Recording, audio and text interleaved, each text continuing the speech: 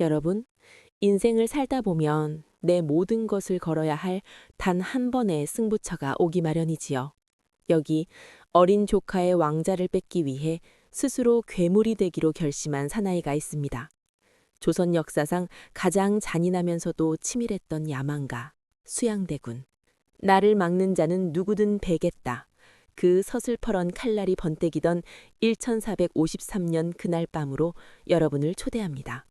잠시만 귀를 빌려주시겠습니까? 안녕하세요. 조선시대 전설 88입니다. 우리 인생 선배님들, 그리고 오늘 하루 치열하게 사신 직장인 여러분, 정조대왕의 따뜻한 정치를 뒤로하고 오늘부터는 조선 역사에서 가장 뜨거웠던 인물, 세조 수양대군의 일대기를 시리즈로 준비했습니다. 사실 다 아는 이야기 같지만 야사를 들여다보면 우리가 몰랐던 기막힌 반전들이 참 많습니다. 왜 그는 형제의 피를 손에 묻혀야만 했을까요? 그리고 그 배후에서 판을 짠 진짜 고수들은 누구였을까요? 오늘 밤 그 피냄새 나는 권력의 현장으로 지금 출발합니다. 편안하게 누워만 계세요. 제가 다 들려드리겠습니다. 세종대왕의 둘째 아들 수양은 어릴 때부터 형님 문종과는 결이 달랐습니다. 문종이 책을 든 선비였다면 수양은 달리는 말 위에서 활을 쏘는 야생마였죠. 세종대왕도 수양의 그 넘치는 기운을 보며 저 녀석이 나중에 사고를 쳐도 크게 치겠구나 걱정할 정도였습니다. 하지만 형님이 살아있는 동안 수양은 발톱을 감춘 호랑이처럼 숨을 죽였습니다. 그런데 운명은 참으로 얄궂습니다. 성군이었던 형님 문종이 재위 2년 만에 세상을 떠나고 겨우 12살인 어린 단종이 왕위에 오르게 된 겁니다. 이때 수양의 앞에 나타난 남자가 바로 칠삭동이 한명회입니다. 사실 한명회는 그때까지만 해도 문직이나 하던 보잘것없는 처지였지만 머릿속엔 이미 조선의 지도를 새로 그릴 작전이 가득했습니다. 수양과 한명회, 이 두 늑대가 어두운 방 안에서 나눈 대화는 소름 끼치도록 치밀했습니다. 한명회는 말합니다. 대군, 아니 전하, 군사를 움직이는 건 하수입니다.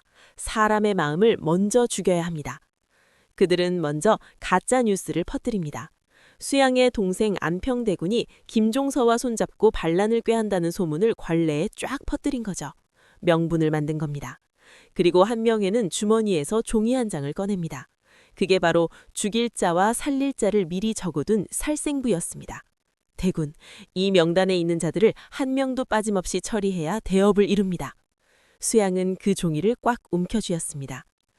1453년 10월 10일 밤, 수양은 직접 철퇴를 품에 안고 북방의 호랑이 김종서의 집으로 향합니다. 대문을 두드리는 소리, 계십니까? 수양입니다.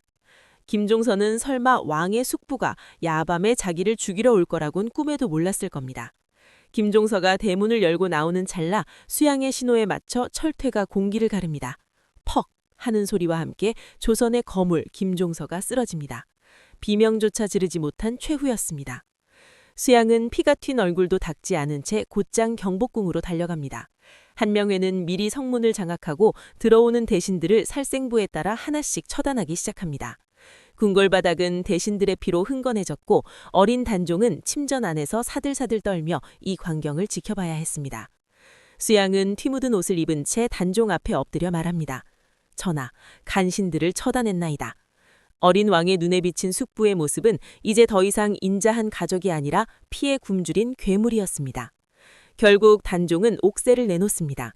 살기 위해서가 아니라 더 이상 자기 때문에 죽어나가는 사람들을 볼 수 없어서였죠. 하지만 수양은 조카를 곁에 두지 않았습니다. 얼마 뒤 단종은 강원도 영월 청령포로 유배가 떠나게 됩니다. 말이 유배지지 사실상 살아서 돌아오지 못할 길이었죠. 정든 궁궐을 나서며 단종이 뒤를 돌아봅니다. 저 멀리 경복궁 지붕이 멀어질 때마다 아이는 신발이 벗겨지는 줄도 모르고 소리내어 울었습니다. 숙부님, 제가 무엇을 그리 잘못했습니까? 그를 호송하던 거친 군사들도 차마 그 애처로운 뒷모습을 보지 못해 고개를 돌리고 눈물을 훔쳤다고 합니다. 그렇게 도착한 강원도 영월의 청령포. 여러분, 그곳을 가보셨습니까? 삼면이 깊은 강물로 가로막혀 있고 뒤쪽은 깎아지듯이 험준한 절벽입니다. 배가 없으면 한 발자국도 나갈 수 없는 육지 속의 외단섬이었죠. 당시 17소년이었던 단종은 그 좁은 곳에 갇혀 지냈습니다. 집이라곤 초라한 초가집 한 채뿐이었는데 수양은 그 주변에 가시나무 울타리를 쳤습니다. 이름하여 위리안치. 죄인이 밖을 보지 못하게 가두는 형벌이었습니다. 단종은 그곳에서 무엇을 했을까요? 소년 임금은 매일같이 서쪽 산을 바라보며 한양에 두고 온 정순황후를 그리워했습니다. 밤중에 강물 소리가 들리면 그 소리가 마치 궁궐에서 자기를 부르는 나인들의 목소리처럼 들려 잠을 이루지 못했다고 합니다. 단종은 주변에 널린 돌들을 하나씩 주어 탑을 쌓았습니다. 돌 하나에 어머니 얼굴을 떠올리고 돌 하나에 아버지 문종을 그리워하며 쌓은 그 돌탑이 지금도 영월에 남아 있습니다.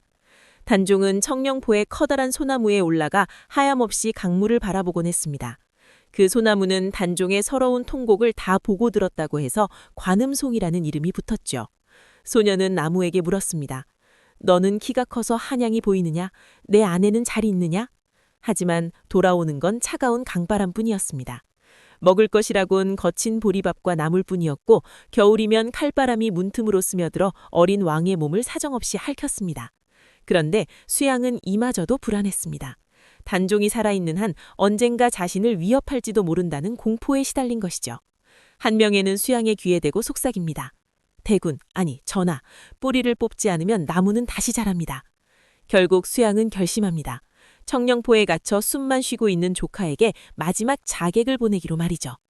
여러분, 권력이란 게 대체 무엇이길래 이토록 잔인한 걸까요? 가족의 정마저 끊어내고 조카를 벼랑 끝으로 몬 수양대군. 그는 과연 그 후로 행복했을까요? 오늘 밤 청령포의 차가운 강바람을 맞으며 울었던 어린 임금의 마음을 생각하니 저도 가슴이 미어집니다. 오늘 준비한 이야기는 여기까지입니다. 피비린내 나는 야망 뒤에 가려진 17소년의 눈물. 우리 인생 선배님들은 어떻게 보셨나요? 구독과 좋아요로 이 슬픈 역사의 주인공들을 함께 기려주시면 감사하겠습니다.